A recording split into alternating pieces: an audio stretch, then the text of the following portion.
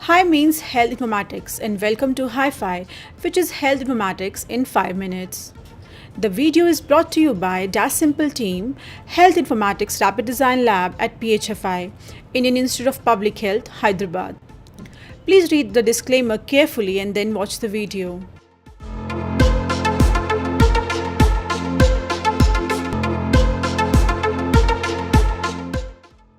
Hi, welcome to video episode number 3 of Project Simple, in short for Disability Assessment and Support Made Simple.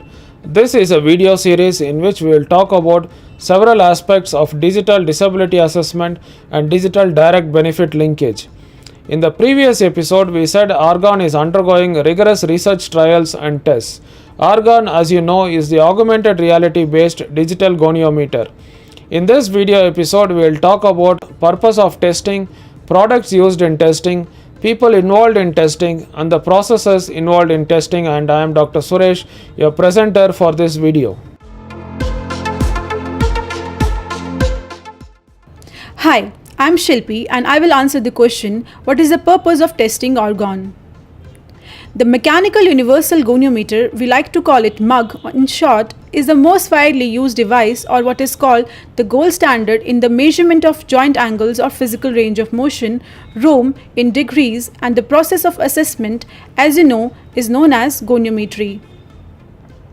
Argon, on other hand, is a web-based augmented reality software application concept designed and developed by our team that can be used on any smartphone or a tablet with a touch-sensitive screen and a rear camera to measure joint angles or physical range of motion, ROM, in degrees automatically.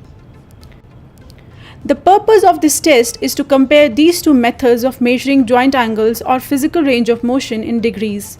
From now on, we will use the abbreviation ROM for range of motion. We already know MUG is the standard.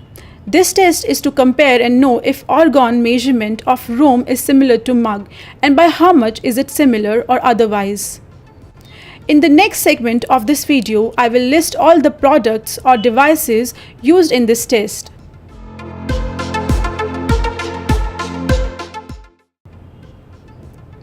The full circle MUG, Mechanical Universal Goniometer. 8-inch Samsung Galaxy Tab, a tablet. Digitizer pen. Tablet connected to the internet through Wi-Fi. The tablet was encased in SUP case, heavy-duty Unicorn Beetle Pro rugged hybrid protective case with built-in screen protector bumper. An ECMO tablet tripod adapter for Samsung Galaxy Tab was used to attach the tablet to the tripod. The tripod was a slick F630 compact tripod unit. Argon application opened on the website www.simple.in. Stationery like pens, paper, notebook for noting down the measurements. Furniture for the person to be measured to be positioned in the recommended position. A well-lit, comfortable room where measurements can be done with necessary privacy, in our case, our lab. I hope I have sufficiently described the products or the devices, and the setting part of research is documenting everything, and that is what I am trying to do. And of course, I am not trying to sell these products because the disclaimer says so. In the next segment of this video, the people and the process for testing will be explained. Hi, welcome back. There are two methods in this test to compare. Method 1 uses MUG and method 2 uses Argon to measure ROM. Ideally, to test, we need a person or several people whose ROM needs to be measured. They have to be positioned in the recommended testing position. The stationary joint component stabilized, the moving joint component moved, and then two sets of people with similar skill levels measure the ROM using MUG and using Argon. The two measures compared and results analyzed. In this test, however, we introduce some necessary complexity. I will explain it step by step and also explain the benefits of adding the complexity. Measuring ROM with two methods, MUG and Argon, and two groups of peoples, experts and novices. As mentioned previously, I will explain the why part a bit later. Now this is a 2x2 group or 4 groups in total. One group, the experts, know how to use mug, and although simple and similar, they haven't learnt or used argon. The novices don't know both. To address these biases or variations, we taught the novices how to use mug, and we taught both the experts and novices how to use argon. Obviously, the experts may have learned faster because they know and because they have experience. But let us take a deeper look. If we segment the learning, there are two parts of learning.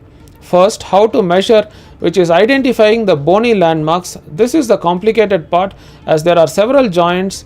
And second, the actual process of measuring. This is relatively the easy, simple part as it is the same process repeated over and over again.